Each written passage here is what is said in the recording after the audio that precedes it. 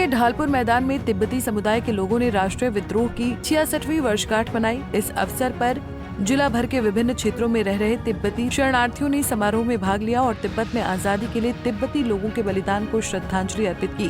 वहीं इस मौके पर मौजूद सभी तिब्बती शरणार्थियों को एकता का संदेश दिया गया और चीन के संविधान के मुताबिक तिब्बती समुदाय के अधिकारों की मांग को लेकर कुल्लू शहर में आक्रोश रैली का आयोजन किया गया, जिसमें चाइना के खिलाफ जमकर नारेबाजी की गई और चीन में तिब्बती समुदाय के लोगों पर अत्याचार के लिए चीन सरकार को जिम्मेदार ठहराया गया। मार्च 1959 को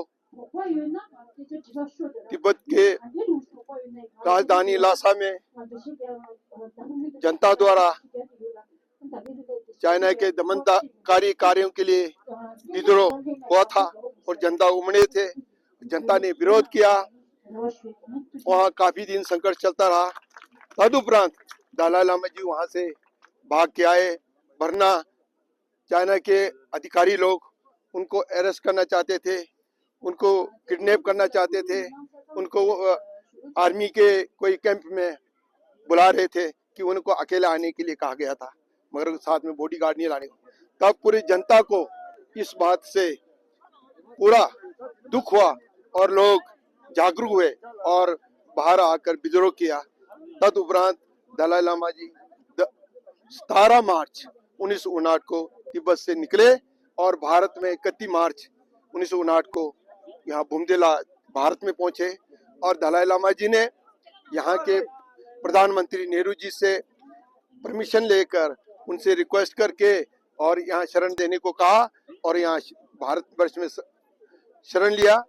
और हम लोग भी, हम जो है भारत तिब्बत मंच के में उपाध्यक्ष हूँ और हम जो है काफी सालों से उनके मुद्दे का हम समर्थन करते आ रहे हैं। और तिब्बत जो है एक अति महत्वपूर्ण देश भारत देश के लिए है। भारत और चीन के बीच में कभी भी सीमा नहीं रहा है।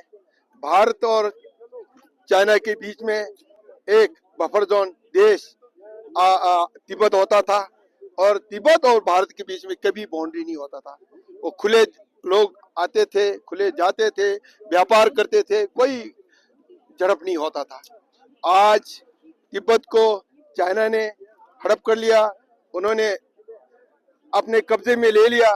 तो आज चाइना कह रहा है कि जितने भी भारत के बॉर्डर एरिया में अरुणाचल है, लद्दाख है, ये सब मेरा है, जबकि वो खुद दूसरे देश में नाजायज कब्जा करके जमा करके वहां बैठे हैं। तो भारत सरकार को चाहिए कि ऐसी महत्वपूर्ण पर सच्चाई को बताने से तिब्बत एक 2000 साल से एक आजाद देश रहा है और ये आजाद है, ऐसी सच्चाई बात को कहना चाहिए। कहने से, ऐसी बात कहने से पूरा जो हमारे दुनिया के जितने भी देश है, यूएनओ है, सबको उनको ताकत मिलेगी और तिब्बत का जो हौसला जो है पस्त होगा, वो पीछे हटेंगे। भारत का ये चीन का हौसला को पस्त करने के लिए, उनको दबाने के लिए यही ऐसे मुद्दे को उठाना चाहिए जो सच भी है, कोई इसमें झूठ बात नहीं है। भारत सरकार से मैं आप लोगों के माध्यम से ये अनुरोध करूंगा कि एक स्पेशल कमेटी गठन करके और तिब्बत की इतिहास के बारे में अध्ययन किया जाए और अध्ययन करने के बाद हकीकत आएगी। पहले तिब्बत और भारत के बीच में बहुत बड़ा सौहार्द संबंध था। तिब्बत से बहुत सारे स्टूडेंट भारत में तक्षशिला, नालंदा, विक्रमशिला में पढ़ाई करने आते थे और यहाँ 10-15 साल 20 साल सीख के और यहाँ बौद्ध धर्म की शिक्षा सारा तिब्बती भाषा में अनुवाद किया और आज पूरे दुनिया में बुद्ध की शिक्षा फल फूल रहे हैं और ये बहुत अच्छी बात है।